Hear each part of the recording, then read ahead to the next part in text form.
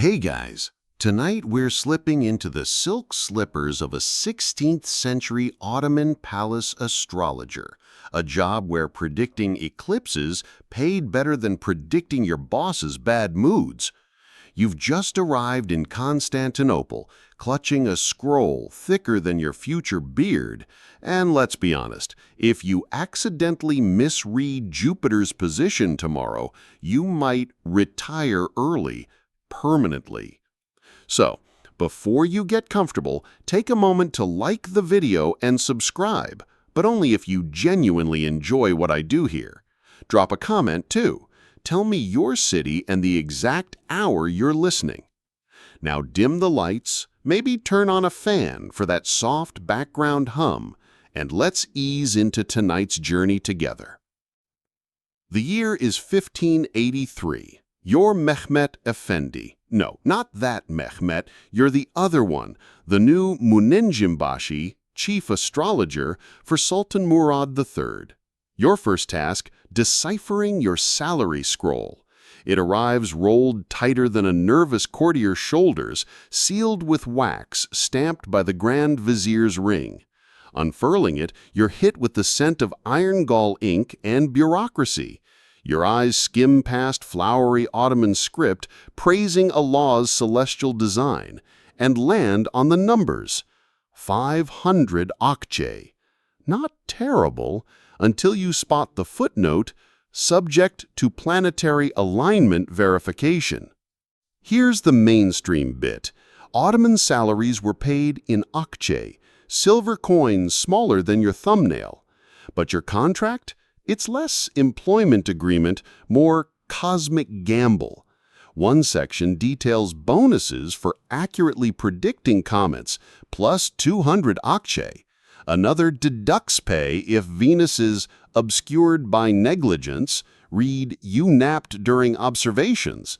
And now the obscure gem. Your scroll includes a mandatory zodiac ink fee, 2 akçe monthly for celestial-approved black ink. Rumor says this was invented by a treasurer who owned an ink shop. You glance around your tiny office near Topkapi's third courtyard. A cracked astrolabe gathers dust. Star charts plaster walls like chaotic wallpaper. Outside, a janissary's bored yawn echoes. Your predecessor's final horoscope, a warning about Mercury in the soup kitchen, reportedly got him reassigned to Anatolia permanently. Historians still debate if Ottoman astrologers were revered scholars or glorified weather reporters. Some scrolls show meticulous eclipse records. Others include invoices for Sultan's bad dream tax exemption. As moonlight pools on your desk, you trace a finger over your salary's tugra, the Sultan's calligraphic seal. It looks majestic, until you notice a coffee stain blotting out Saturn's symbol. Not a great omen. A distant adhan drifts from the blue mosque. Time to light your first observation lamp. You fumble with flint and steel, muttering about the lack of a fire-starting stipend. The wick catches, casting long shadows.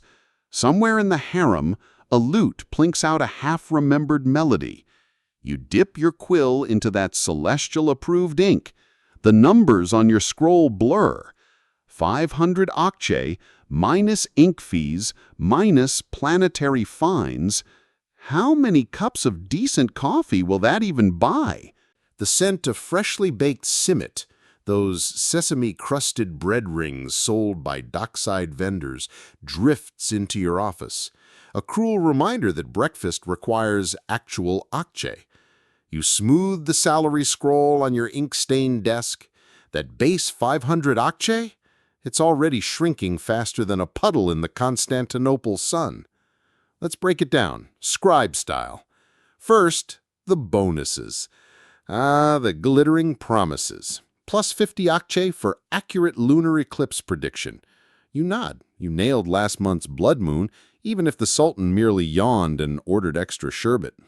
Plus 100 akçe for compiling the annual Lucky Days for Naval Battles Almanac. You scribbled that in 3 sleep-deprived nights, recycling last year's predictions. The fleet stayed in port anyway. But the big one? Plus 200 akçe for imperial mood forecasts. You shiver. Murad III is famously mercurial. Predict he'll be sunny and he throws a goblet? That's a deduction, my friend. Now, the deductions. Ottoman bureaucracy loves a fine.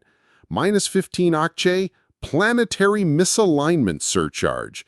Last week, Mars was aggressively conjunct Saturn during the Grand Vizier's breakfast. Coincidentally, his favorite porcelain cup shattered. Your fault? Apparently. Minus 10 akçe, observatory candle tax, because apparently stargazing light should be taxed like olive oil. Minus 2 akçe, zodiac ink fee, that dubious ink monopoly again. And the kicker? Minus 30 akçe for celestial calibration contribution. No one knows what this funds. Rumor says it oils the squeaky hinges on the palace's star chamber door. Here's the mainstream nugget. Akçe weren't just coins.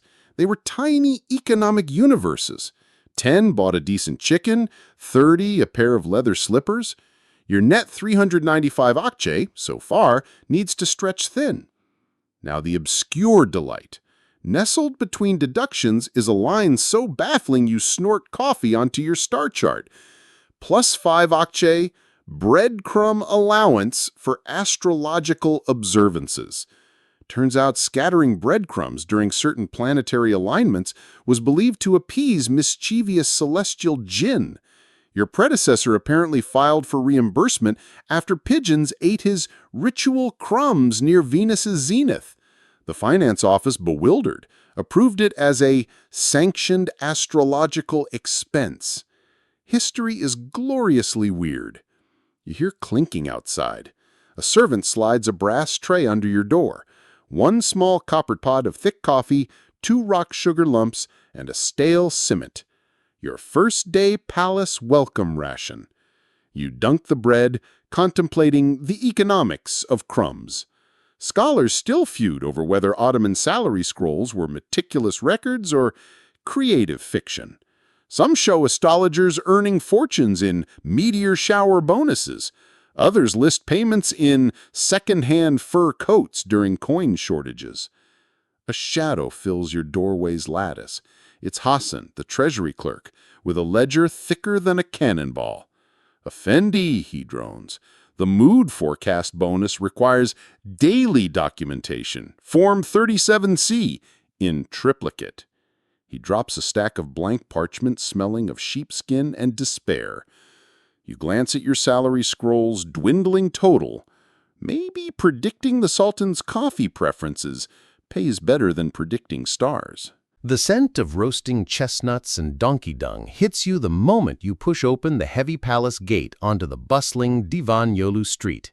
That scrawls theoretical 395 akçe, time to test its mettle against Constantinople's ruthless marketplace. Your first mission, secure lodgings befitting Amuna Jimbashi, or at least one who hasn't been fired yet. You weave past porters staggering under bolts of Venetian silk and water sellers clinking brass cups. Rental signs are scratched onto wooden boards near the Grand Bazaar's spice-scented chaos. A tiny room above a noisy coppersmith's workshop? 200 akçe monthly. You wince. A slightly larger space near the fragrant, read overwhelming tanneries. 250 akçe. Then you see it. A crumbling but quiet attic overlooking a fig tree tucked behind the Suleymaniye Mosque's soaring walls. The landlord, a man missing 2 fingers but possessing unnervingly sharp eyes, names his price, 180 akçe. Mainstream history moment. Location was everything. Proximity to the palace for pre-dawn summons? Priceless. Proximity to tanneries? Your precious star charts would smell like regret. You haggle desperately, invoking the auspicious alignment of Jupiter for landlord showing mercy. He scoffs. "Jupiter pays my roof tiles? 175, final offer." You grab it. Now, survival basics. Food. You eye a stall selling pilaf, rice glistening with sheep fat and studded with chickpeas. 5 akshay for generous bowl. Hearty, but eating it daily might turn you into a walking sheep. A vendor shouts prices for fresh beyaz paneer, white cheese, 3 akshay for a small bundle wrapped in vine leaves. Dates, 1 akshay a handful. Figs from your future view, 2 akshay a basket in season. Then, the true test, coffee. Not the gritty palace ration, but the good stuff, brewed thick and strong in a copper jezva at a proper kavehane.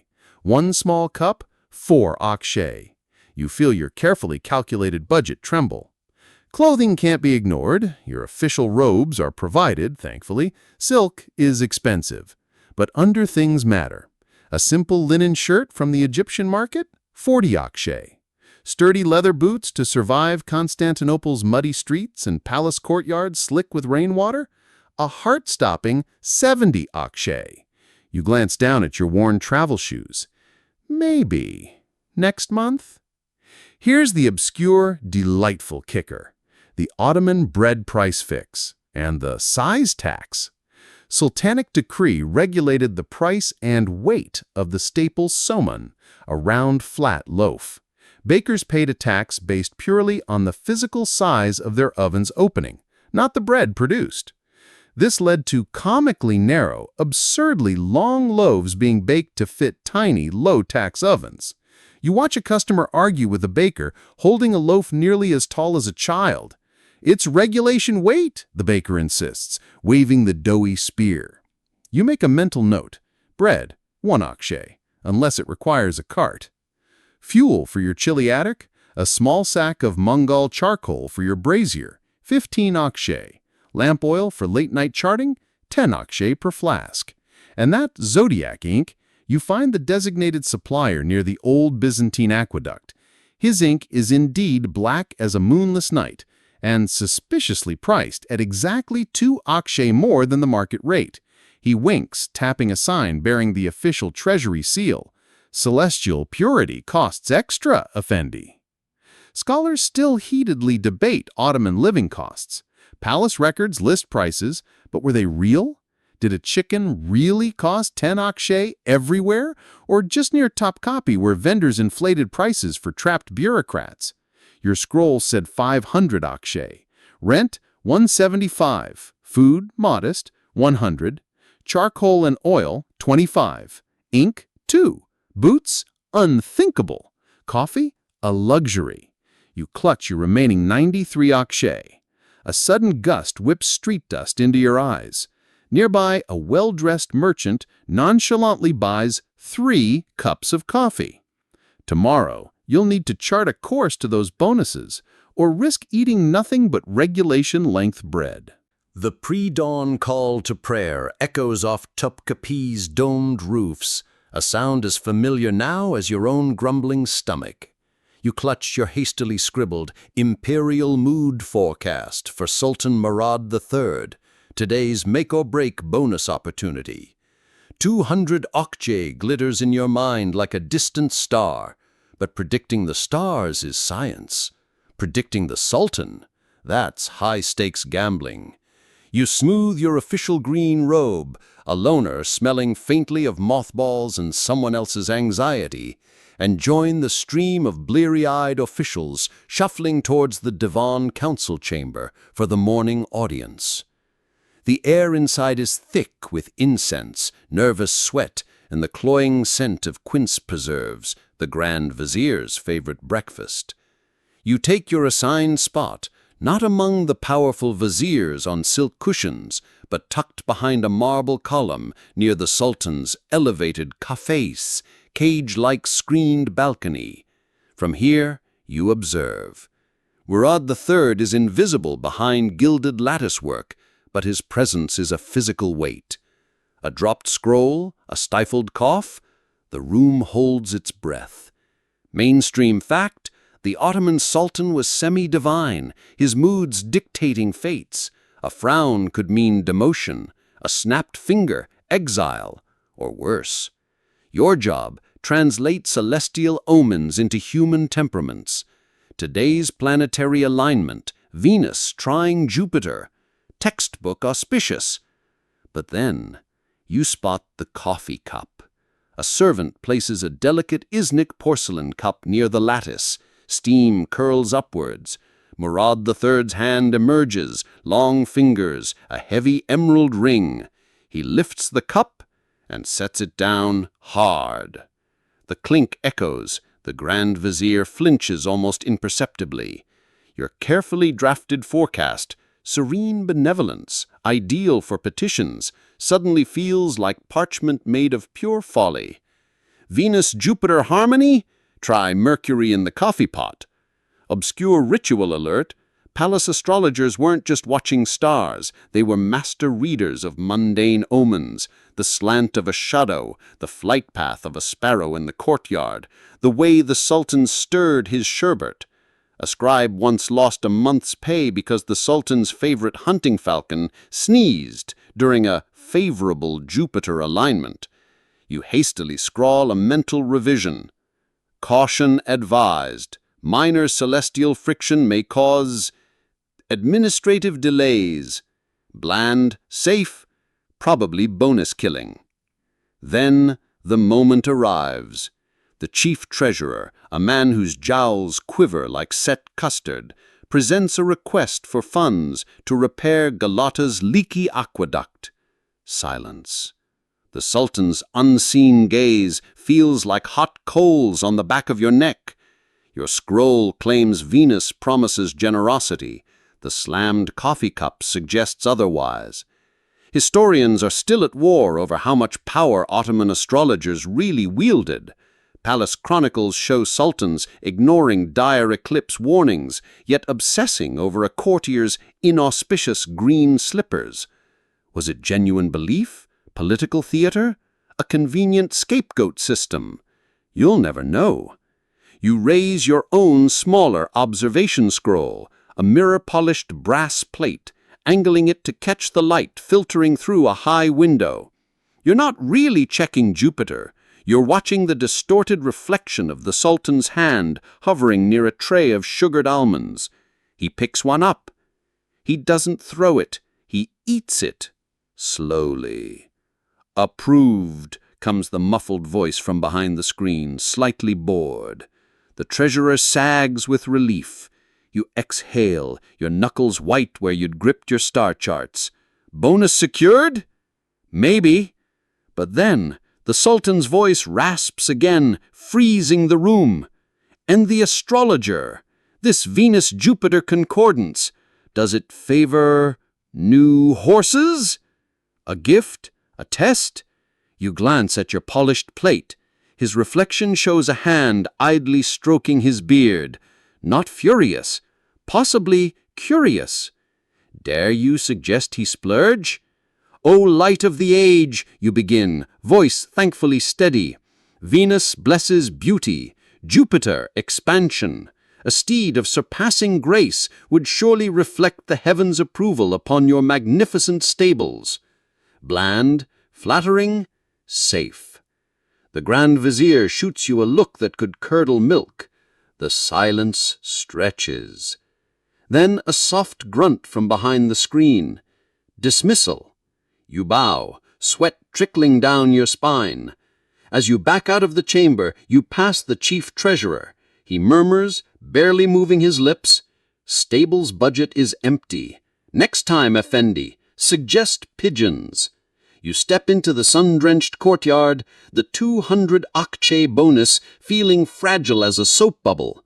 A stable boy runs past, leading a magnificent, snorting Arabian stallion towards the palace gates. Purchased today? Your prediction might just have been dangerously accurate. Tomorrow's forecast?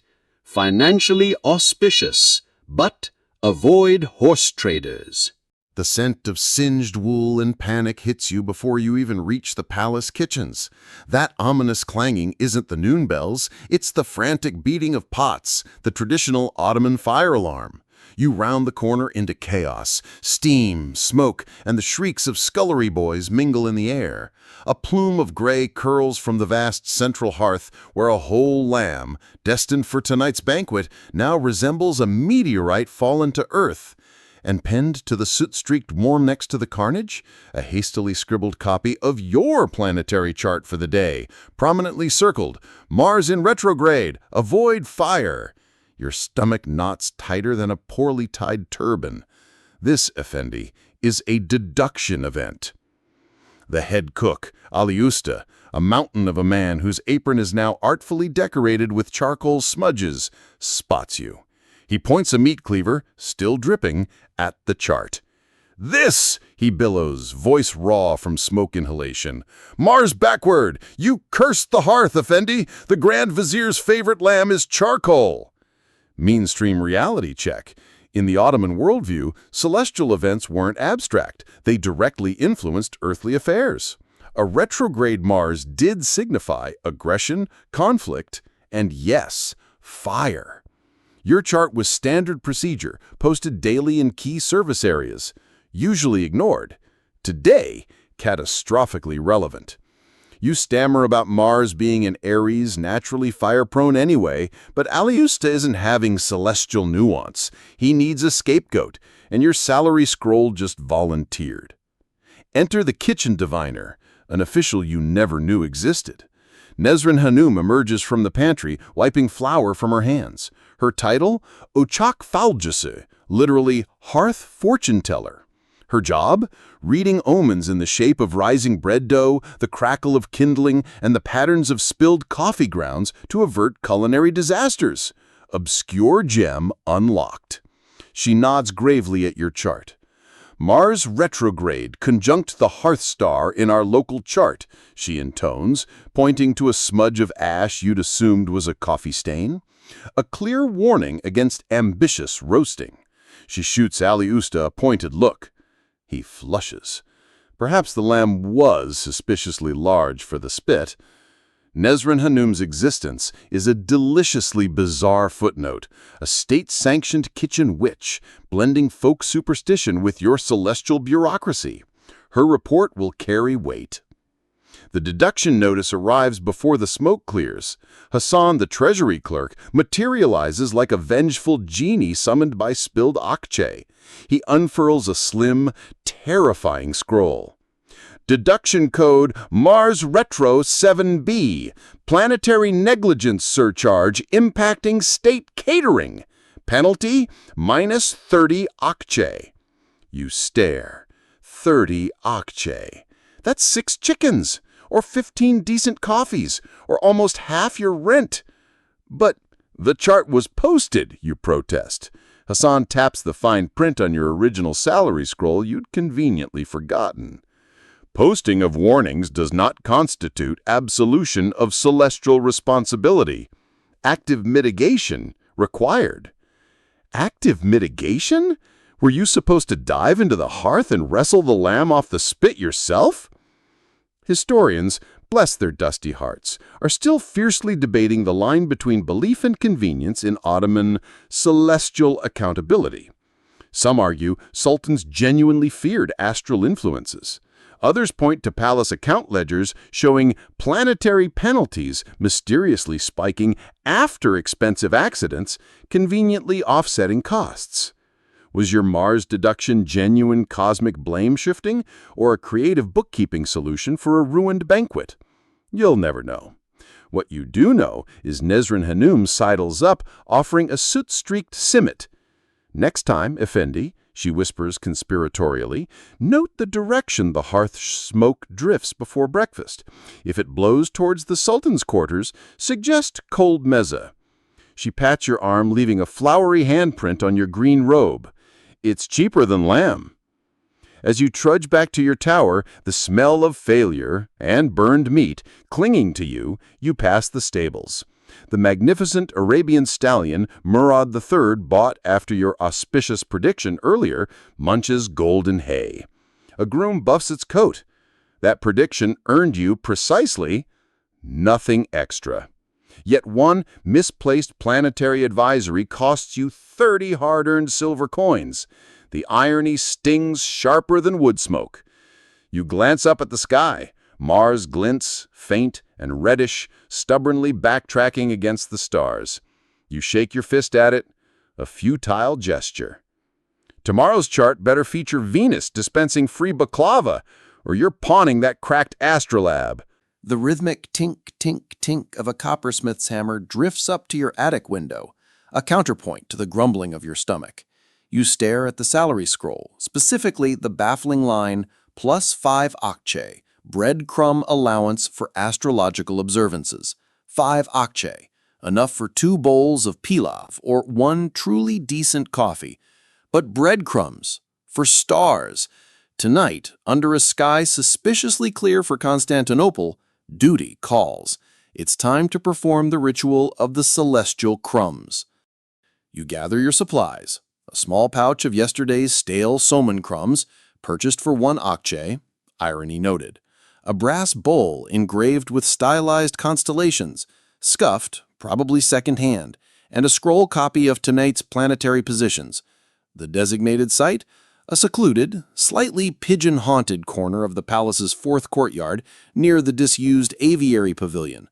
Mainstream context, Ottomans incorporated pre-Islamic, Turkic, and Persian traditions into their state rituals, appeasing unseen spirits, jinn, piri, tied to natural phenomena wasn't uncommon even in high bureaucracy, but reimbursed breadcrumbs? That's niche. You arrive as twilight bleeds into indigo. The air is cool, smelling of damp stone and distant cypress trees. Pigeons coo sleepily from the pavilion's eaves. Unrolling your scroll, you chant the prescribed phrases, something about harmonizing celestial pathways and appeasing wanderers of the void. It feels less like sacred astronomy, more like negotiating with invisible pigeons. You take a handful of dry crumbs. Scatter them north for Saturn's stern gaze, the ritual dictates. You toss. The crumbs vanish into the shadows near a rosebush. East for Jupiter's beneficence. You fling another handful. A bold pigeon, clearly not reading the celestial memo, flutters down and starts pecking. "Hey!" you hiss. "That's for Jupiter, not you!" The bird ignores you, swallowing Jupiter's bounty. Here's the gloriously obscure part. The breadcrumb allowance originated, according to palace whispers, during the reign of Suleiman the Magnificent. A junior astrologer named Kamal, plagued by inexplicable errors in his Venus observations, dreamed of an old woman demanding bread scattered where the sky touches the earth. Desperate, he tried it near the observatory. His calculations improved. He submitted a reimbursement request for ritual supplies. The bewildered treasurer, faced with Kamal's impeccable Venus charts and the bizarre request, approved it as a sanctioned astro-pacification measure. The line item stuck, migrating through budgets for decades, its original purpose blurred. Now you're Kamal's unlikely successor, bribing the void with stale bread while a pigeon audits Jupiter's share. You scatter crumbs west for Mars, avoiding the pigeon. South for Venus. A soft breeze lifts some crumbs, swirling them like miniature constellations before they settle on the flagstones. Does it do anything? Does the cosmos feel smoother? Less likely to cause kitchen fires? Unknowable. But the ritual demands documentation. You pull out Form 17D, Celestial Pacification Subsidy Claim. You fill in the date, planetary alignment, location, and, well, quantity of crumbs expended, 1 standard pouch. You hesitate. Should you deduct the amount the pigeon stole? Would that be fraud against Jupiter? Historians still clash whether rituals like this reflected deep popular belief or were elaborate bureaucratic inertia. Some kitchen divination scrolls showed genuine fear of household jinn. Others looked like cooks justifying broken plates. Your form feels equally ambiguous. Signing the form with a flourish and a blob of expensive zodiac ink, you hear a soft scritch, scritch nearby. Nisreen Hanim, the kitchen diviner, emerges from behind a topiary shaped like a lopsided peacock. She holds a tiny bowl of her own, flour, perhaps. "Effendi," she murmurs, her eyes twinkling in the gloom. Venus appreciates the gesture, but next time mix a little honey into the crumbs for the south scatter. Sweeter disposition, less retrograde mischief in the pastry section. She sprinkles her flour in a complex pattern near your feet, nods sagely, and nolts back into the shadows. Did she just optimize your crumb ritual? Is there a honey allowance you missed? Walking back, the 5 octave feels both absurd and vital. It won't buy boots, but it might buy a moment's peace from cosmic wrath, or at least a form of bureaucratic absolution. You pass the closed door of the treasury. Inside, Hassan is doubtless meticulously logging your crumb claim into a ledger marked Volume 19, Minor Celestial Expenditures, Grains. The sheer weight of Ottoman record-keeping hits you. A universe documented down to the last pigeon-intercepted crumb. Was it faith? Control? Or just an empire that loved paperwork more than life itself? You glance back at the courtyard. The pigeon is back, hunting for Mars's crumbs under the rosebush. Tomorrow, investigating the mythical coffee and baklava stipend. Please let it involve actual coffee. The promise of Kahve ve Baklava Masrafu, the mythical coffee and baklava stipend, has haunted your scroll like a delicious unfulfilled dream since day one. 8 precious akçe, supposedly earmarked monthly for sustenance during nocturnal celestial observations. Yet here you are, halfway through the month, surviving on palace ration coffee, thick enough to stand a quill in, and the occasional smuggled fig from the harem gardens. Where is the gold-flecked baklava, the rich cardamom-scented brew worthy of a munejimbashi? Time to audit the auditors. Your first stop, the Hazine Amire, the Imperial Treasury Annex where minor stipends drip like slow honey.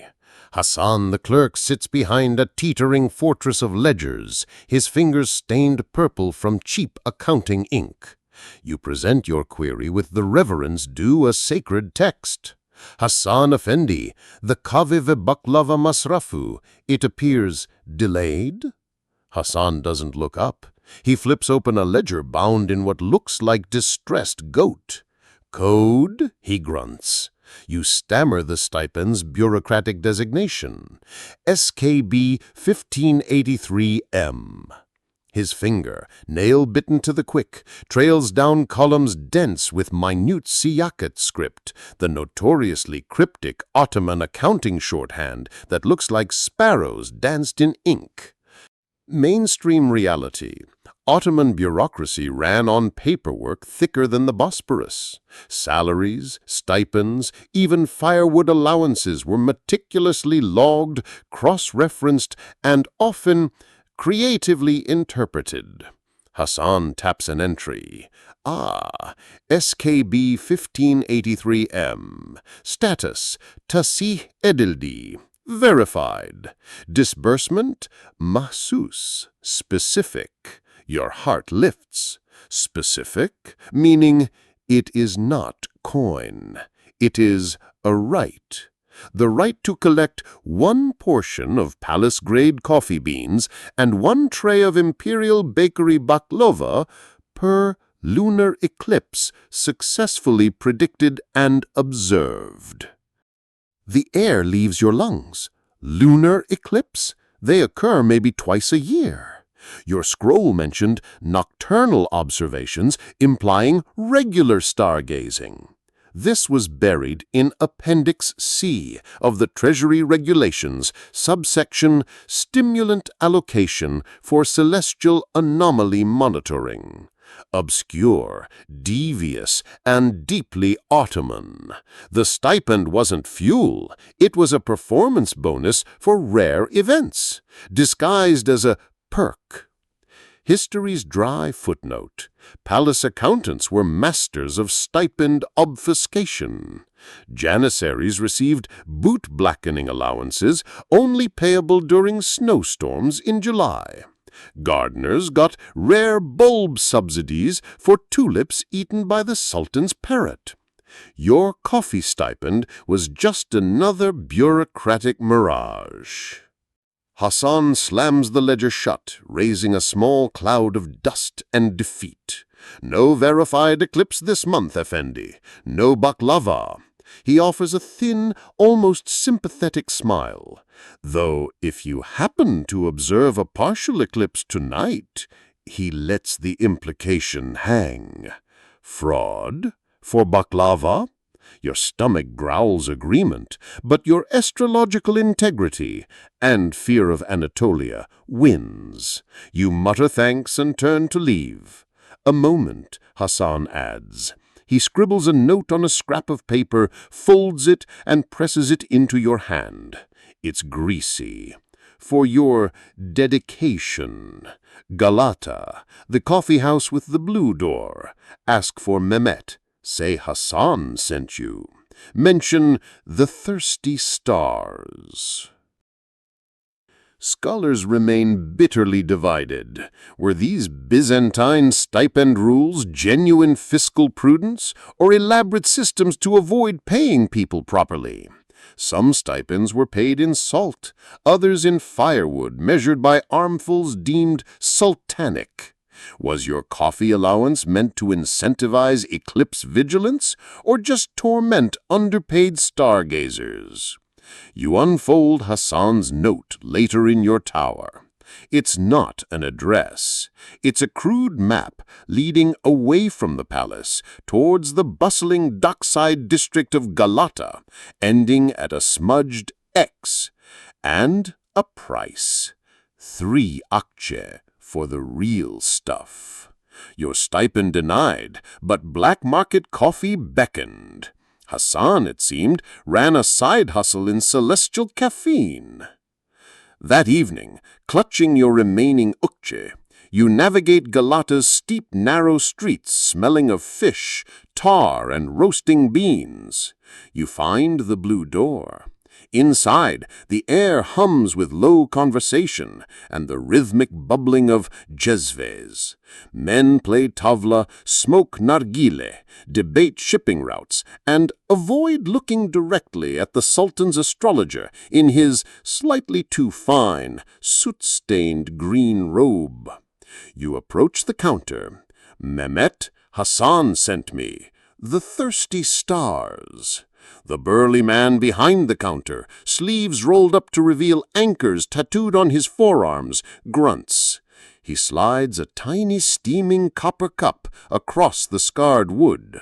No words, just the thickest, darkest, most aromatic coffee you've ever encountered. You place down 3 akçe. He pushes 1 back. Hassan's friend. 2. Next time, bring your own cup. You sip. It's ambrosia. It's worth the risk. It's not stipend baklava, but it's something. As the caffeine hits, you see Hassan's game. Deny the stipend, sell the solution. Ottoman bureaucracy, even in its shadows, remained impeccable. Tomorrow's celestial observation just got a lot more alert and slightly more criminal. The smell hits you first, not the usual Constantinople cocktail of spices, smoke, and sewage, but the unmistakable, throat-catching reek of dried fish, specifically salt cod.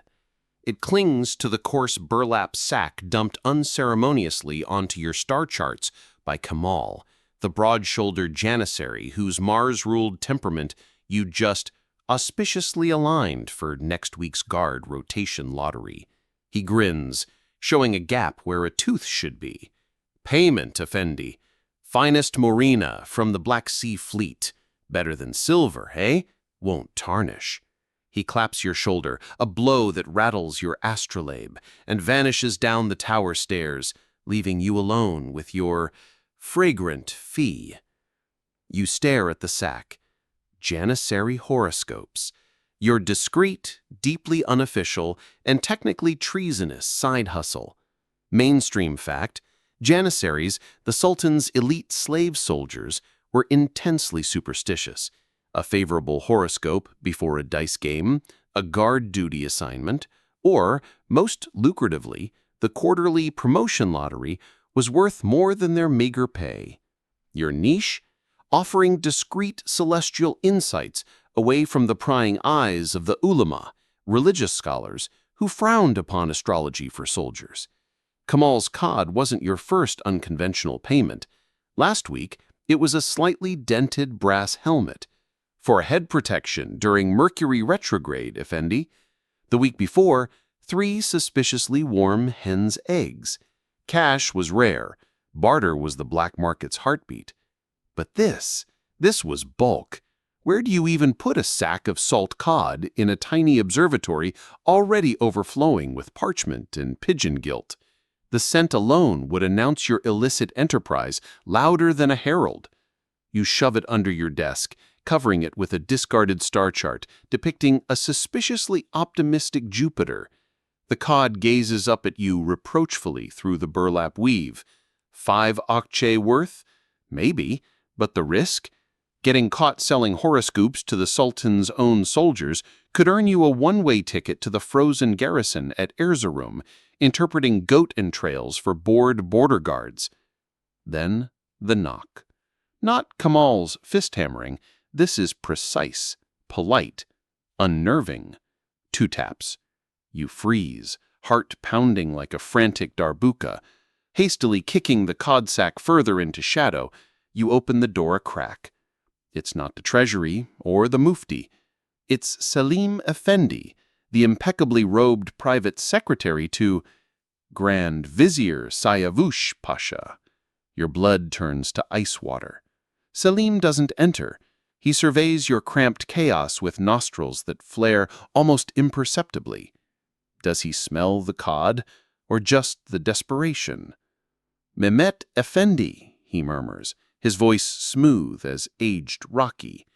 The vizier finds himself contemplative tonight.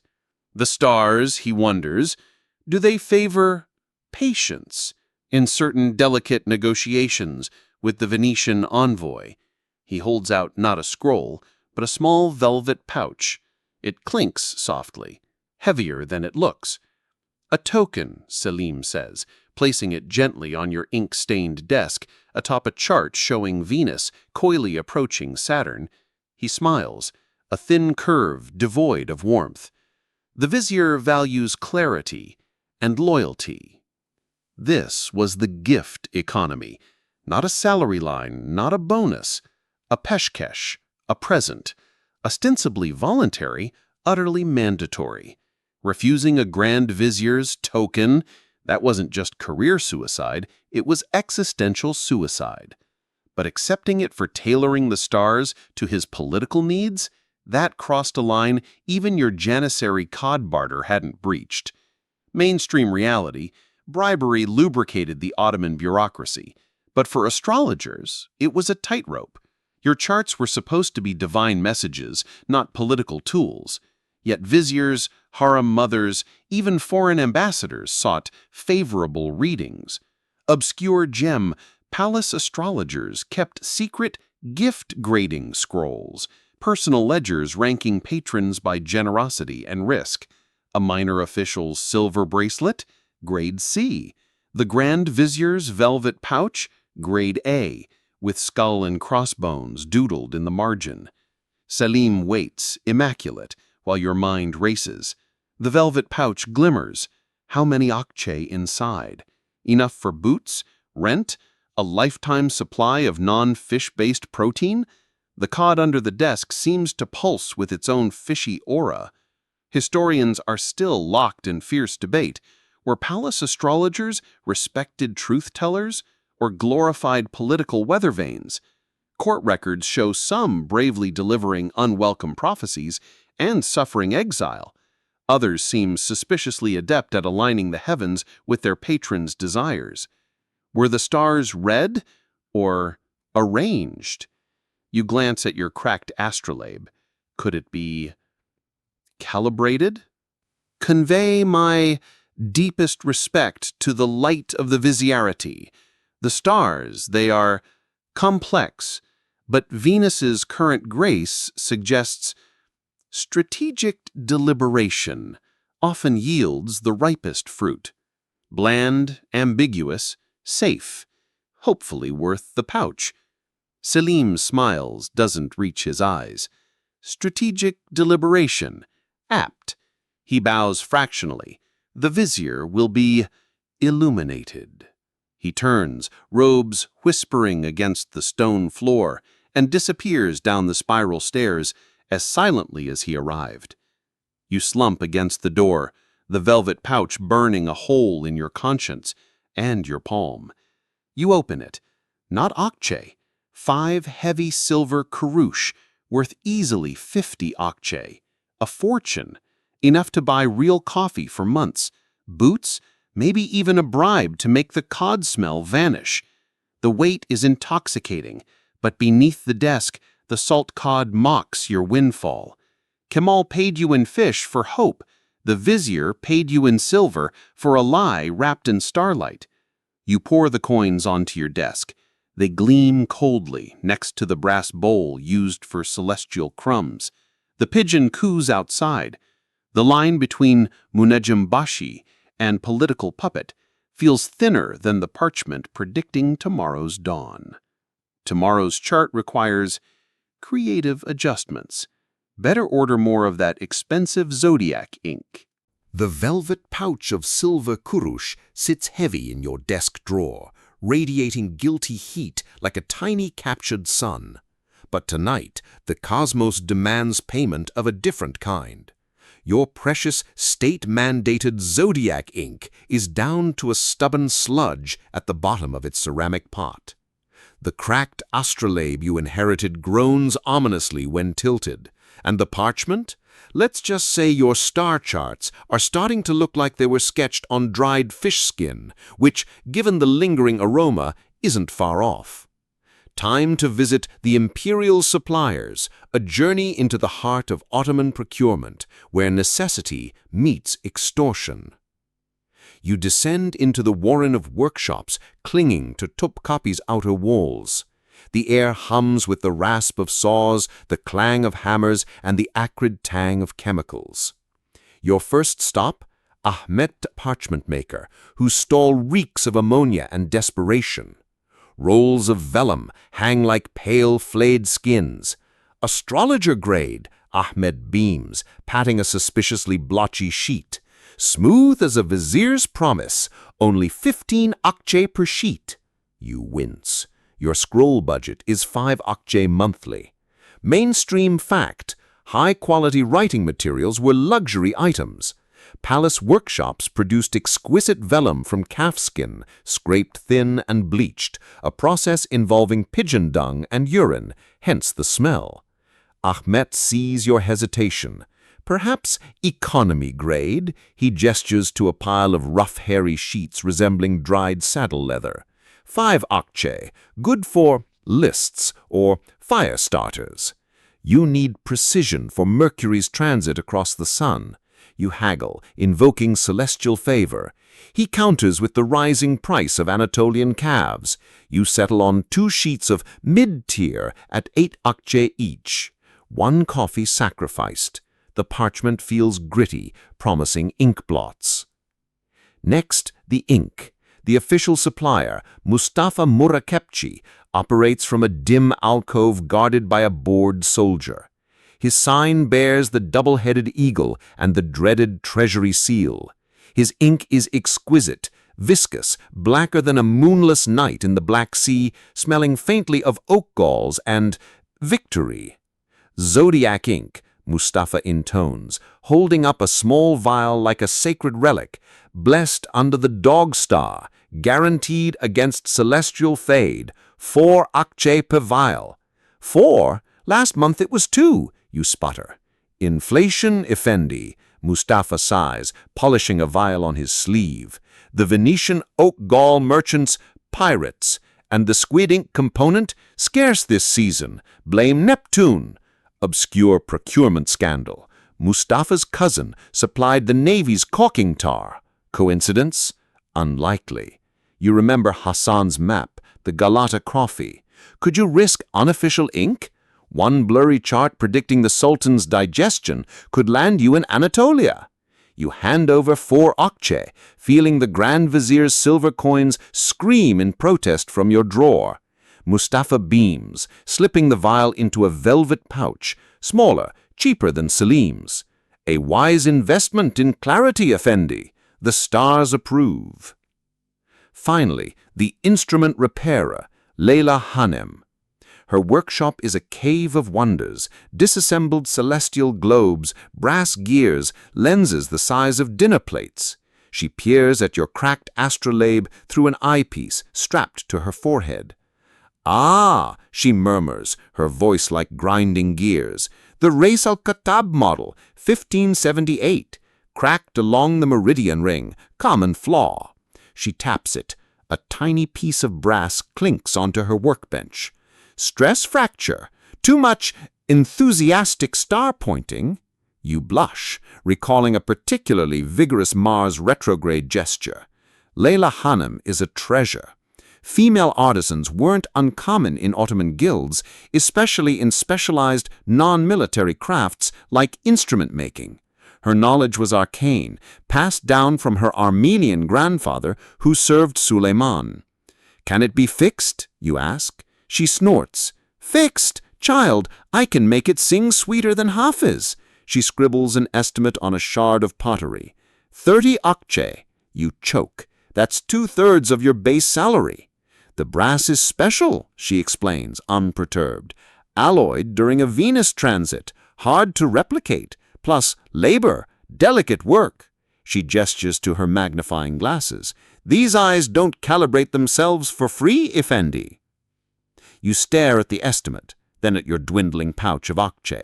The astrolabe is essential. Without it, your predictions are guesses, your deductions guaranteed. Historians still fiercely debate Ottoman scientific investment. The empire produced brilliant instruments, yet often underfunded maintenance. Were tools revered relics or disposable tools? Palace inventories show astrolabes listed alongside broken coffee cups. Leyla sees your despair. "Or," she offers, lowering her voice, "I have a pre-owned model. Belonged to old Kamal the Crumbs, slightly tarnished, perfectly functional. 15 akçe." Kemal's astrolabe, the originator of the breadcrumb allowance. It feels like buying a saint's relic or inheriting cursed cutlery.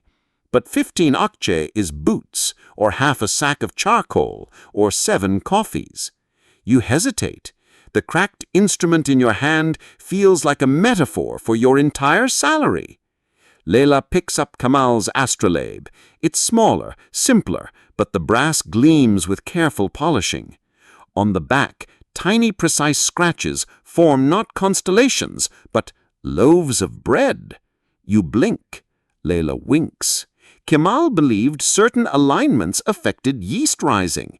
Used this to time his ritual crumb scattering. Worked for him. She holds it out. The brass is warm. Does it hum faintly? Or is that the coppersmith next door? 15 akçe leaves your pouch. Kemal's bread-obsessed astrolabe settles into your palm, lighter than your old one, heavy with eccentric history.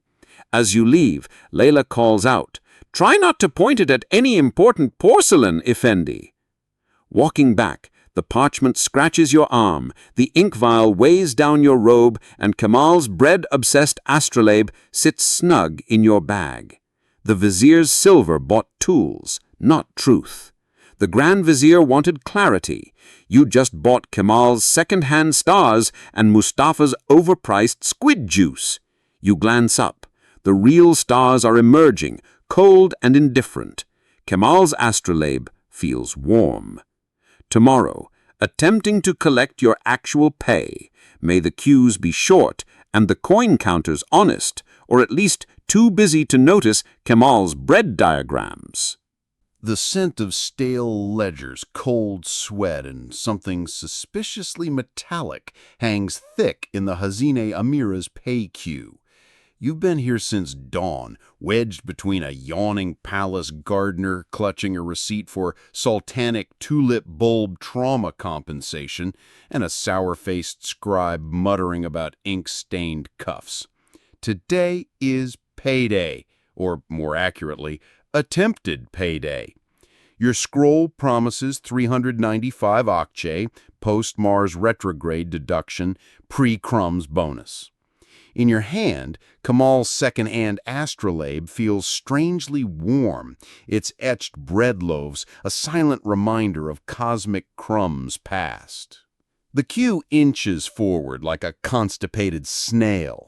Ahead, a clerk with knuckles like walnuts and eyes like suspicious raisins scrutinizes each scroll presented, running a grimy fingernail down columns of numbers.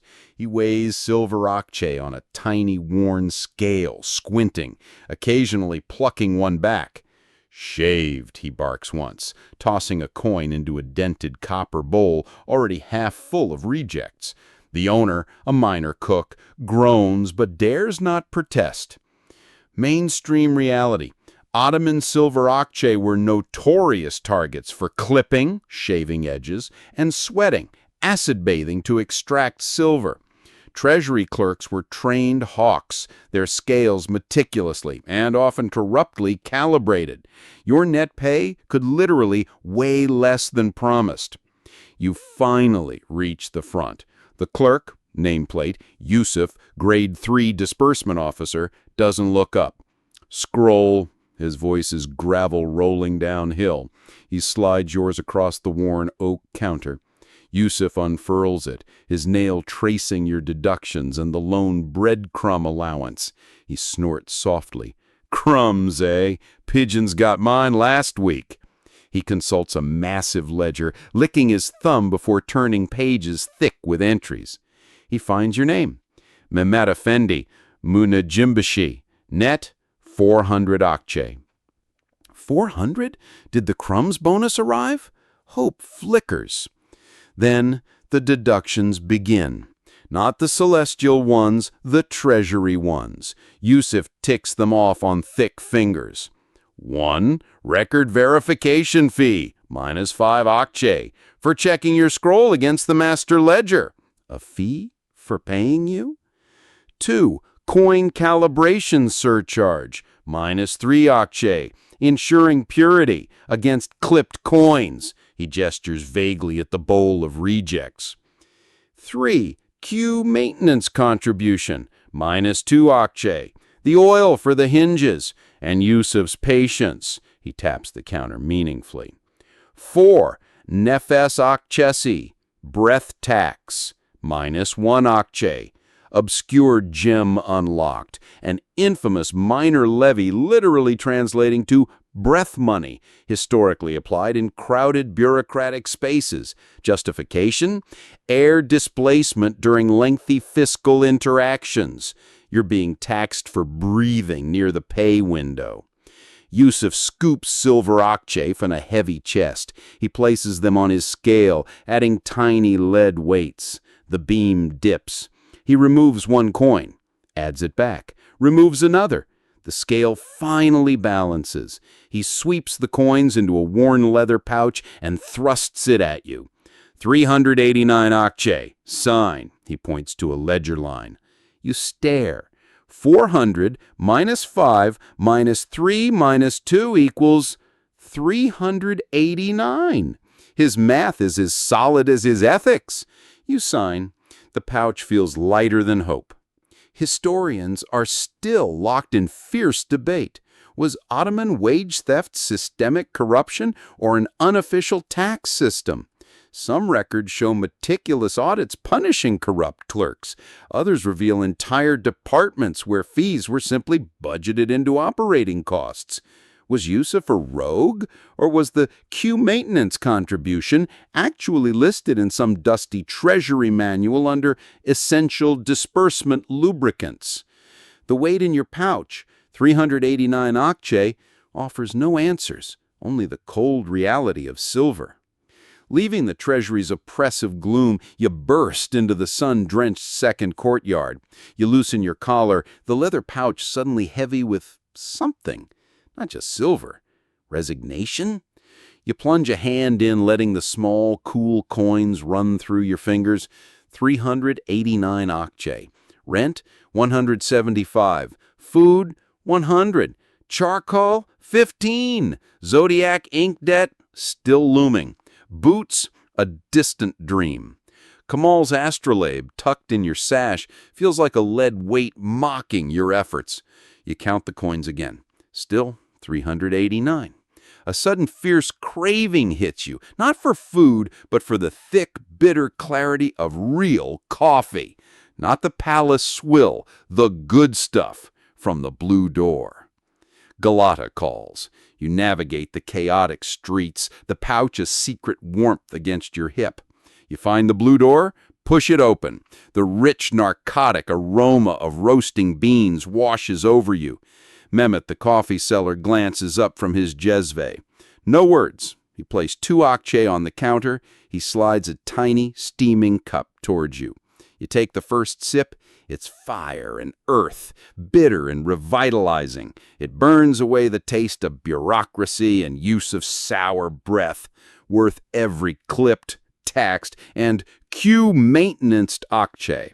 You lean against the wall, closing your eyes. For a moment, the scent of coffee, the murmur of the dockside coffee house, and the weight of Kamal's astrolabe, it almost feels like equilibrium. Almost.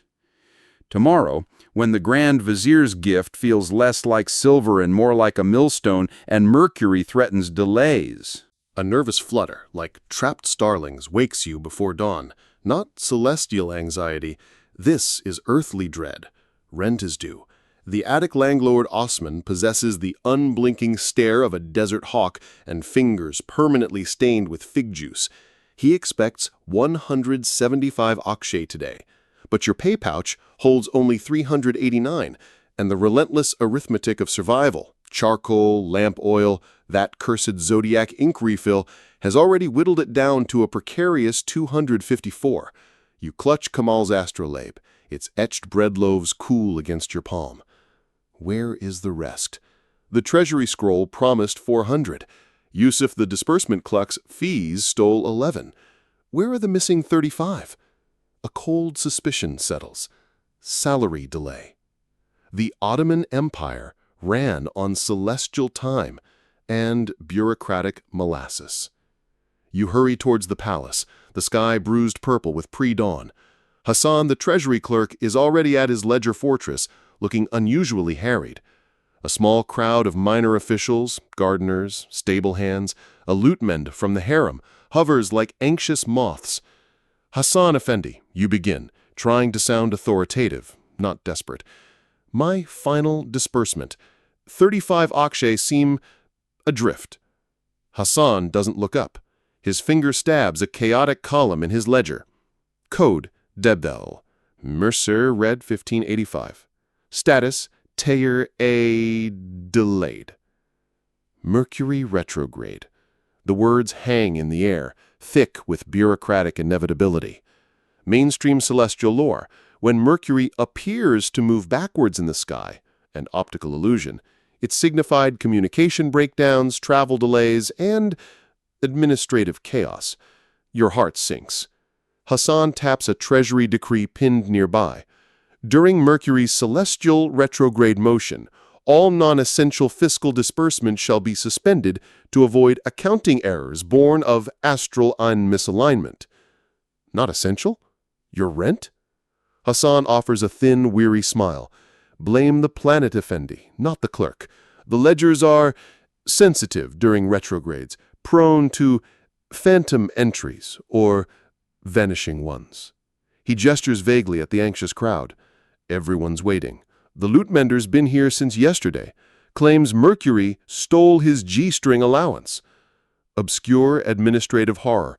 The Mercury retrograde suspension clause wasn't just superstition. It was a budgetary tool.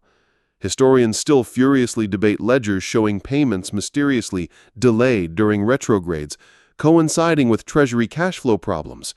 Was it celestial caution or fiscal triage? Your missing 35 akçe offer no clue, only the sharp tang of panic. Osman the landlord won't accept planetary excuses. You picture his fig-stained fingers drumming impatiently. Pawning Kamal's astrolabe flashes through your mind, a betrayal of cosmic crumbs past. But the Grand Vizier's velvet pouch of silver kurus glints in your mental drawer, untouched, poisoned fruit. Using it for rent feels blasphemous, yet hunger and eviction are powerful theologians. You slip out of the palace, not towards Galata's coffee comfort, but into the warren of streets behind the Grand Bazaar, towards the sign of the 3 brass keys, Mehmet Usta's pawn shop. The air here smells of dust, despair, and faintly of mildew. Mehmet sits behind a grill, magnifying lens screwed into one eye, examining a tarnished silver spoon like it holds the secrets of the universe. "Effendi," he rasps, not looking up, "selling or buying redemption today?" You place Kamal's astrolabe on the worn counter. Mehmet picks it up, his lens eyes scanning the brass.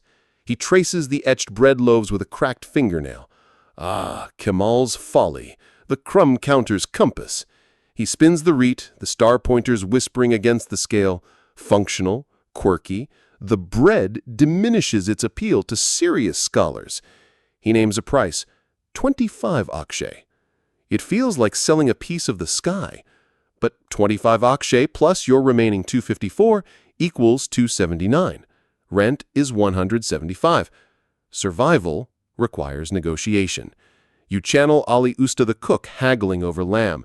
"Mehmet Usta, this instrument predicted the great yeast shortage of 81. Its crumbs built fortunes. 40 akshay." Mehmet snorts, a sound like gravel in a sieve. 40 for bread stars? 30, final offer, or ticket to a baker. 30 akshay. Enough. You nod, the movement stiff. Mehmet counts out tarnished coins, 25 silver akshay, 5 copper mangar. He slides them under the grill. Kamal's astrolabe vanishes into a drawer labeled Curiosities and Regrets. You feel lighter, poorer, and strangely unfaithful. Walking back, the coins jingle a hollow tune. Osman accepts them outside your fig tree attic, his hawk eyes missing nothing. "Trouble with the stars, Effendi?" he asks, pocketing the silver. You mutter something about Mercury. He shrugs.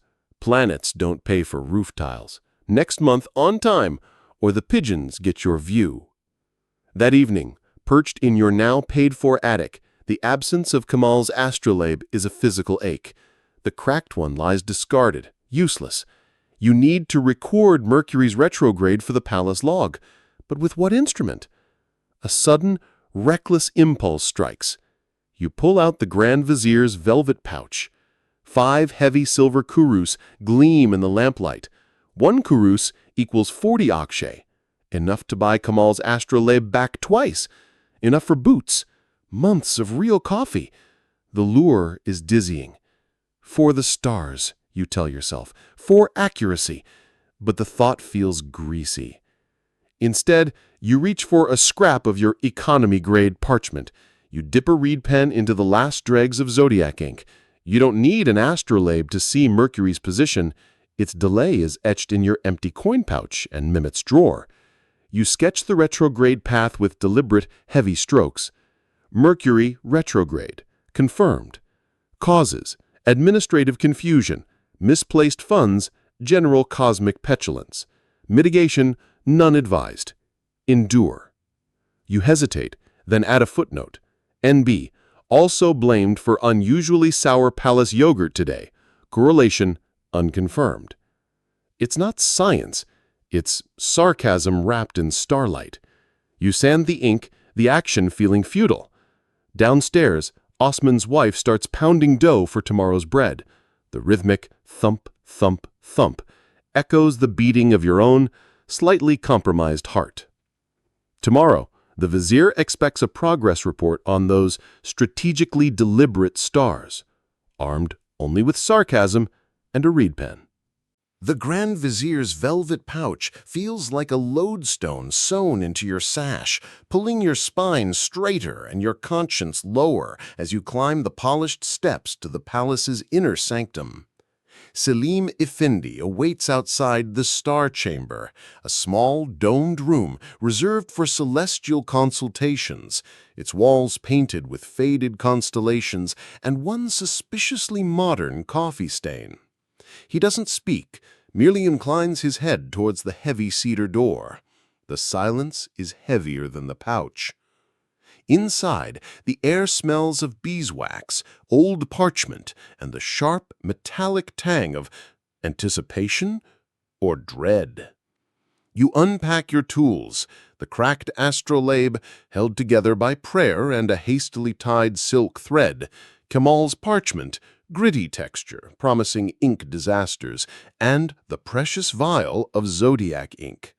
You lay out the chart Selim provided, the Grand Vizier's desired strategic deliberation window regarding the Venetians. The positions are challenging. Mars looms near the House of Negotiations. Saturn casts a long, chilly aspect over the foreign envoy sector. Celestially speaking, it's less strategic deliberation, more armed standoff in a hailstorm. The Vizier wants Venusian grace. The sky offers Martian grit. Mainstream pressure. Ottoman-Venetian relations were a perpetual dance of trade, espionage, and naval skirmishes. A favorable horoscope wouldn't start a war, but it could embolden the Vizier to push harder in delicate talks or backfire spectacularly if reality clashed with your stars. Your cracked astrolabe groans as you attempt to align its meridian ring. The silk thread slips. A tiny brass gear pings onto the marble floor, rolling under a cabinet depicting Orion looking mildly disappointed. Perfect. You fumble with Kemal's bread-etched replacement, its unfamiliar weight awkward in your hand. The etched loaf where Jupiter should be feels like a cosmic joke. Selim clears his throat softly from the doorway. He doesn't enter, but his presence fills the room. "Clarity, Effendi," he murmurs. The Vizier values decisive clarity.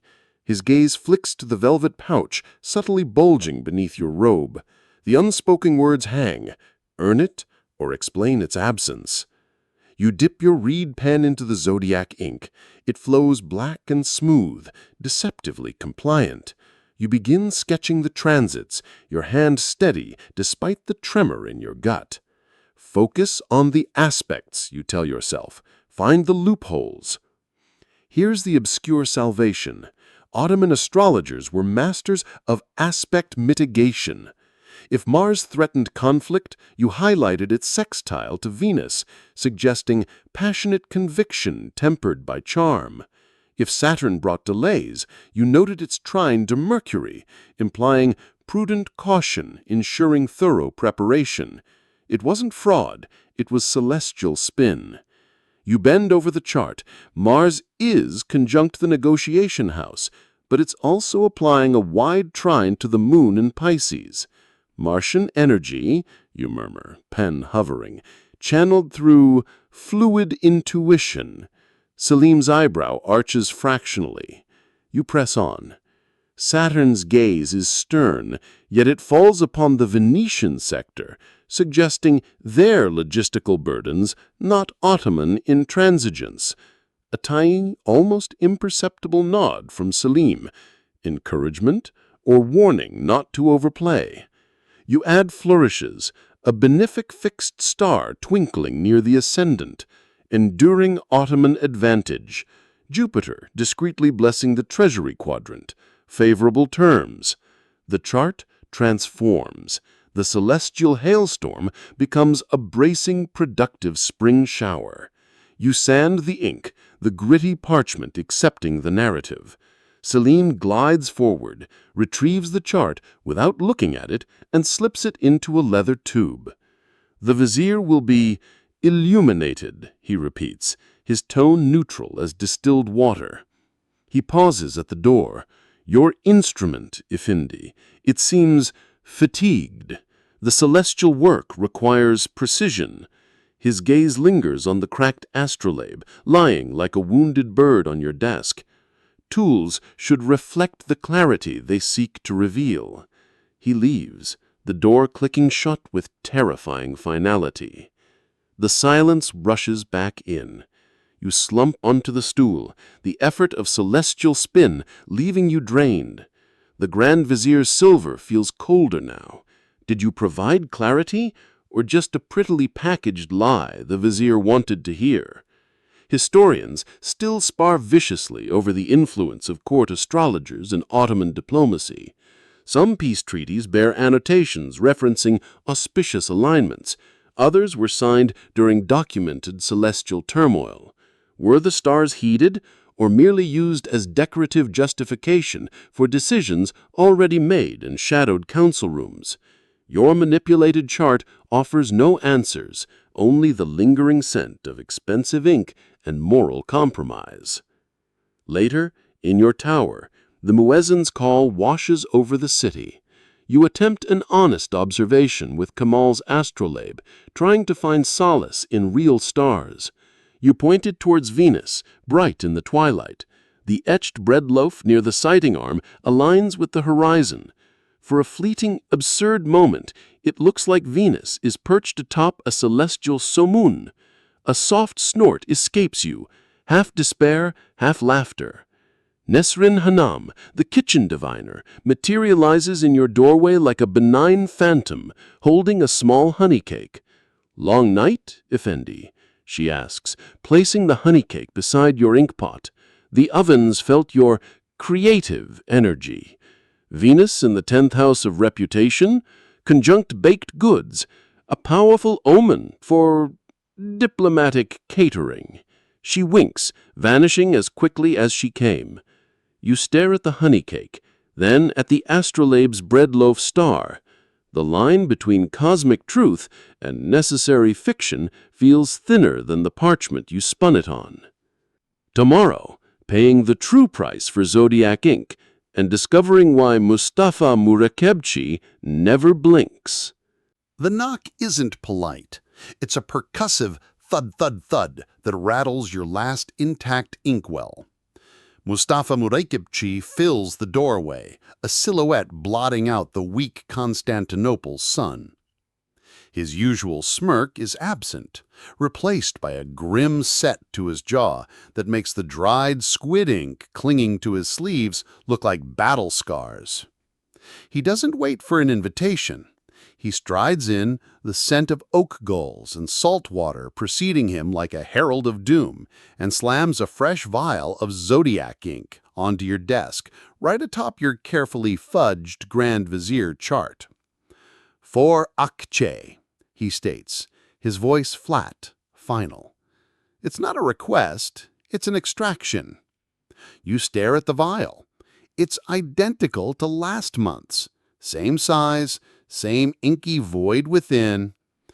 "Mustafa Effendi, last month it was 4, but before that it was 2. The Venetian pirates? Neptune's grudge? Surely—" He cuts you off with a wave of a hand stained the color of midnight. "New factors, Effendi. Critical supply chain disruptions. The Anatolian oak gull blight worsened. And the squid." He leans in, lowering his voice conspiratorially, though the only witness is an disinterested pigeon on the windowsill. "The Black Sea squid migration this year? Catastrophic. Barely a bucketful netted. Blame—" He pauses dramatically, eyes scanning your charts. "Unfavorable lunar pull on cephalopod spawning grounds." He nods sagely, as if blaming the moon for squid scarcity is perfectly reasonable. Obscure cartel tactics unveiled. Mustafa didn't just sell ink, he controlled the narrative of its scarcity. Historians still scour fish market logs and customs records, trying to separate fact from squid ink-stained fiction. Was there truly a blight? A migration failure? Or did Mustafa's cousin-in-law corner the Black Sea squid netting rights and artificially strangle supply? You reach for your depleted Akche pouch. 254 minus rent, minus survival, minus the pond astrolabe's temporary salvation. 4 Akche feels like blood money. Your fingers brush the velvet lump of the Grand Vizier's silver. Temptation whispers. One tiny kurush could buy 10 vials of this overpriced squid juice. But using the vizier's bribe for ink? It feels like sacrilege wrapped in pragmatism. Mustafa's eyes, sharp as a scribe's nib, miss nothing. He sees the hesitation, the flicker toward your sash. "Times are hard for starlight interpreters, Effendi?" he murmurs, not unkindly. "The ink, it must flow. The stars demand clarity. The Sultan demands charts. The vizier," he lets the implication hang, thick as the ink he peddles, "demands precision." Is that a veiled threat? A reminder of Salim's presence, or just Mustafa's sales pitch hitting a nerve? Mainstream pressure, high-quality writing materials were vital for official records. Blurry charts weren't just unprofessional, they were potentially treasonous if misread during a crucial celestial event. Your cracked astrolabe was bad. Running out of state-mandated zodiac ink, unthinkable.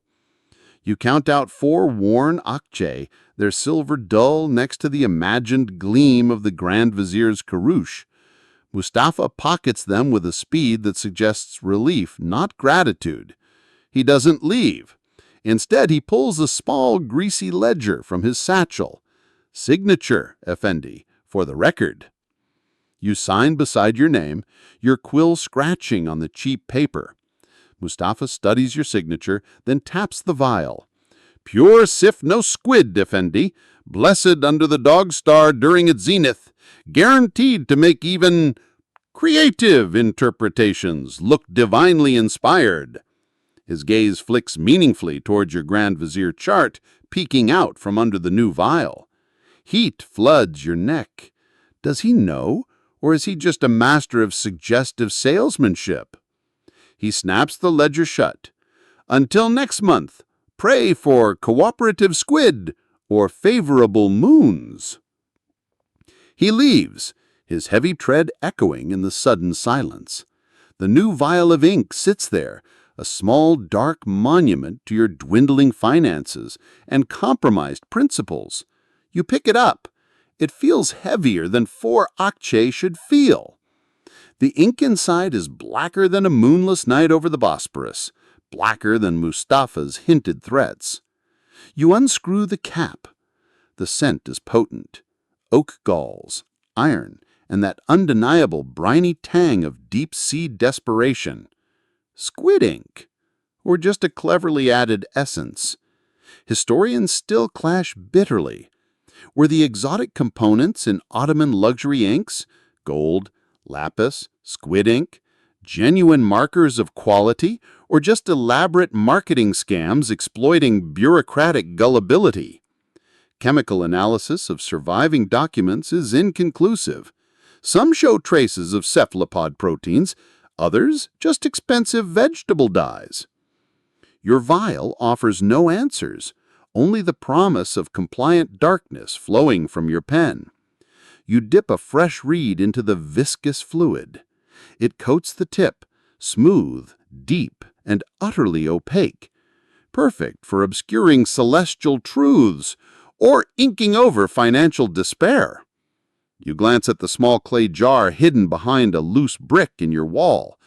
Your pathetic retirement fund.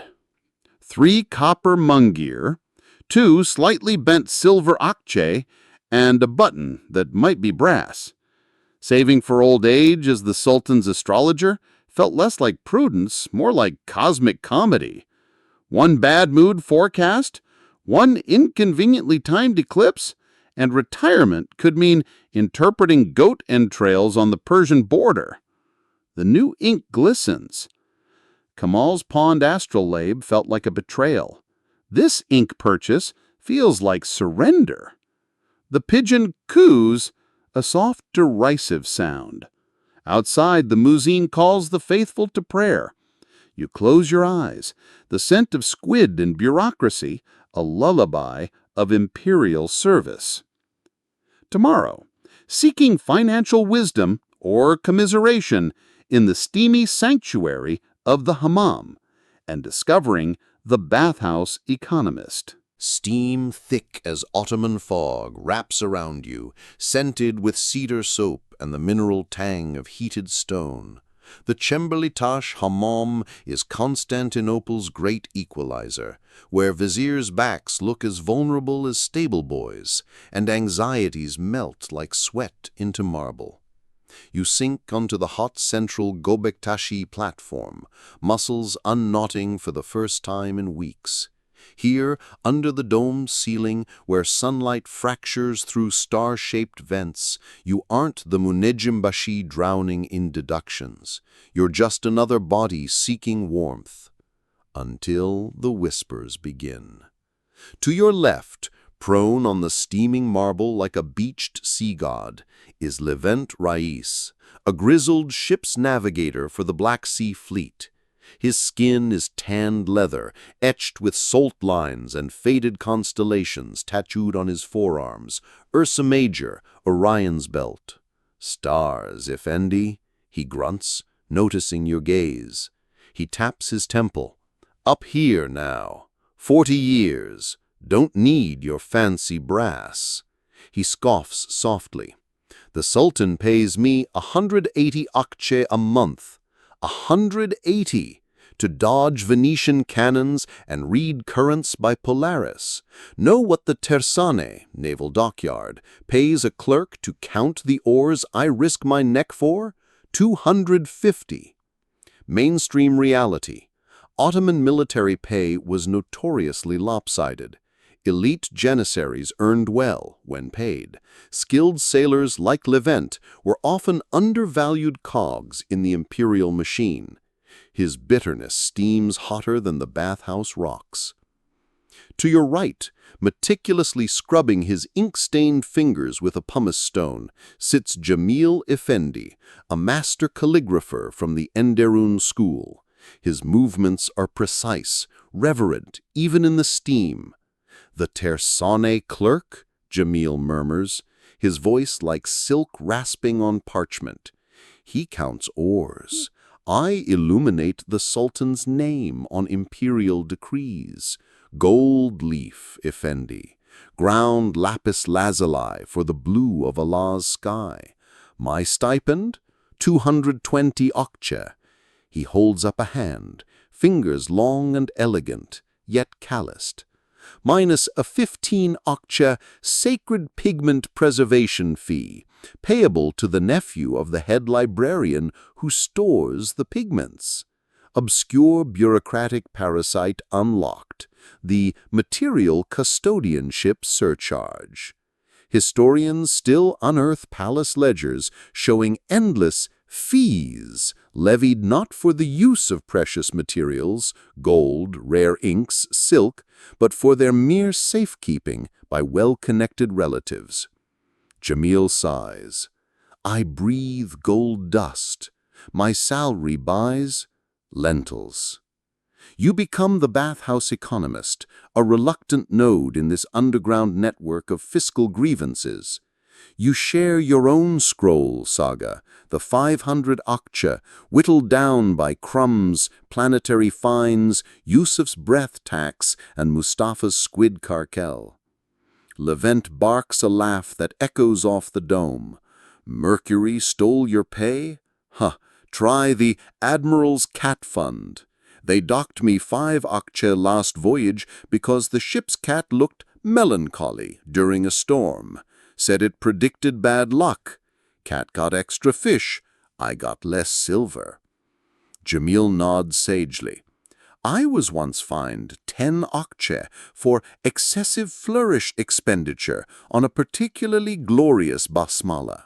The treasurer said my swooping curves used 3% more ink than budgeted." He demonstrates a tiny, invisible flourish in the steam. "Beauty has a tax, Effendi." The comparisons flow like the warm water sluicing over the marble. Levent scorns the palace's obsession with celestial ink. "Give me lampblack and fish glue. My star charts work just fine." Jamil shudders. "Fish glue? On a Quranic illumination? Blasphemy." But He leans closer, lowering his voice. My cousin's wife's brother supplies ink to the Valide Sultan scribes. He says the zodiac ink, mostly walnut husks and soot. Mustafa adds a drop of squid ink for the smell and triples the price. The revelation hangs in the steam, validating your darkest suspicions. Mainstream historical headache. Quantifying real wages across Ottoman society is a nightmare. Pay varied wildly by rank, location, guild, and the whims of whoever held the ledger. A Munejim Bashi's 500 akçe sounded princely until deductions and inflation devoured it. Levent slaps his thigh, sending up a cloud of steam. Solution, Effendi. Barter, like your soldier friends. He winks, clearly having heard whispers about Janissary horoscopes paid in cod. Next eclipse prediction, charge the Grand Vizier in, say, sacks of Anatolian walnuts. Make your own ink. Cut Mustafa out. Jamil looks horrified, then thoughtful. Walnut ink. It has a certain warmth. Historians still battle fiercely. Were these informal bathhouse networks crucial survival tools or just vents for steam and frustration? Did whispers of walnut ink rebellions ever translate into action, or were they just soothing fantasies born of cedar-scented defeat? Levent's plan feels daring, impossible, but the steam, the shared despair, makes it shimmer momentarily real. A bathhouse attendant approaches, sluicing warm water over the hot stone with a hiss. The conversation fragments. Levent groans as the water hits his sore muscles. Back to the salt mine tomorrow, or the Venetian blockade, whichever pays less. Jamil rises with feline grace, wrapping himself in a thin cotton peshtemol. The sublime porte awaits, and a stack of decrees demanding divinely inspired penmanship on a fish glue budget. He offers a small, sad smile. May your stars be frugal, Effendi. Alone again on the Gobektashi, the heat seeps deeper. The bathhouse economist's ledger spins in your mind. Levent's 180 akçe for navigating storms, Jamil's 220 for painting God's word in gold, your own shrinking 500 for appeasing celestial pigeons and viziers. The numbers blur in the steam. Was your salary a mark of prestige, or just a larger target for deductions? The cedar scent is suddenly cloying. You slide into the cool plunge pool. The shock of water clears your head, washing away the seductive fantasy of walnut ink revolutions. The real sky awaits, demanding expensive squid juice, precise lies for powerful men, and akçe that vanish faster than steam. You surface, gasping. The domed ceiling's star vents offer no answers, only fractured light. Tomorrow, the final reckoning. Was a year under Ottoman stars worth the cost in silver and soul? The final Adhan of the year drifts over Constantinople, its melody weaving through the scent of snow threatening from the Black Sea and wood smoke clinging to the crooked rooftops. You sit cross-legged in your fig tree attic, Kemal's pawned astrolabe a phantom weight in your empty hands. Before you lies the annual fiscal reckoning scroll, a fresh parchment demanding the sum of your celestial servitude. Your ink-stained fingers hover over the totals column. 500 akçe promised. What remains? You tally the year's brutal arithmetic. Minus 35 akçe, Mars retrograde kitchen fire surcharge. Lamb sacrifice, never forget. Minus 30 akçe, planetary negligence. See porcelain cup incident, Grand Vizier's breakfast. Minus 11 akçe, Yusuf's treasury fees, including breath tax. Minus 48 akçe, Zodiac ink cartel extortion. Squid migration, blame the moon. Minus 175 akçe times 12, fig-scented attic. Location, celestial resignation. plus 5 Akçe times 2, successful breadcrumb pacification, pigeon tax deducted mentally, plus 200 Akçe, imperial mood forecast bonus, secured via strategic celestial spin, plus 0 Akçe, coffee and baklava stipend, eclipse drought continues, plus salt cod, 1 dented helmet, 3 warm eggs, janissary gratitude, black market exchange rate uncertain. The quill scratches the final number, net gain 17 Akçe, and existential weariness. 17 silver coins, enough for roughly 4 cups of Galata's finest coffee, or half a sack of charcoal, or a down payment on another month of cosmic anxiety. You hold one up. It's small, worn thin by countless palms, colder than Saturn's gaze. Mainstream historical irony. The Munajinbashi, interpreter of divine will, navigator of imperial whims, ends the year scarcely richer than the bathhouse calligrapher breathing gold dust. Historians still clash violently. Was this gross exploitation or merely the cost of wearing green silk near Topkapi? Payroll records show vast gulfs between theoretical salaries and actual disposable Akçe. Your 17 coins whisper the brutal answer. The Grand Vizier's velvet pouch lies untouched in its drawer.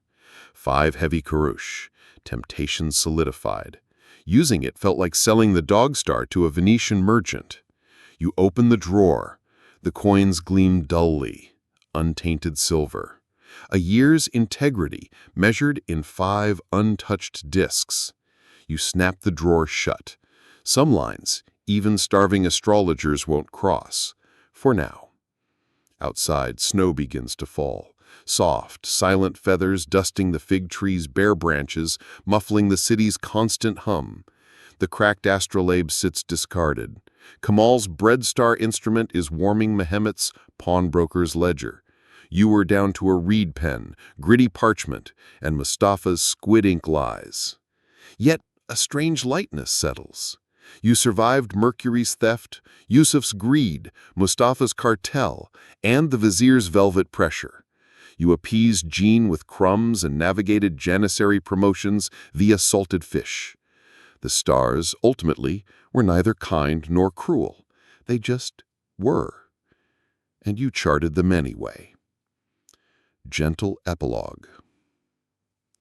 The final lamp sputters, its wick drowning in the last dregs of ordinary oil. No zodiac extravaganza tonight. Snow gathers on the sill, a soft, white silence pressing against the thin glass. Constantinople sleeps beneath its blanket, dreams swirling like steam from 10,000 hearths. Down in the silent streets, the ghosts of Akçe long spent shimmer, Yusuf's breath tax mingling with the scent of phantom samit. Levin's docked cat fund coins rolling soundlessly towards the dark Bosphorus. In the fig tree, a lone pigeon fluffs its feathers against the cold, a quiet guardian of the crumbs you scattered for Jupiter, or was it Mars? It scarcely matters now. The relentless arithmetic fades.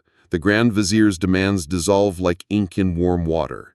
The cracked brass, the squid scarcity, the breath tax, they soften, blurring at the edges, becoming part of the city's ancient murmur. You lean back, the worn floorboards solid beneath you. The cold air carries the faint, sweet scent of baking bread from Osman's kitchen below. Tomorrow's promise, simple and sustaining. No planets demand appeasement for its rising. No stipend governs its distribution. Just flour, water, heat, and time. Far beyond the snow-dusted rooftops, beyond the reach of ledgers and lattices, the real stars pierce the winter blackness, cold, clear, and utterly indifferent to Mustafa's prices or Murad's moods. Venus gleams. Mars glowers. Saturn rests. They require no zodiac ink, no calibrated brass, no anxious forecasts scribbled on gritty parchment. They simply are. A vast, silent tapestry woven long before Munajinbashi pondered rent and stretching long after the last Akçe turns to dust.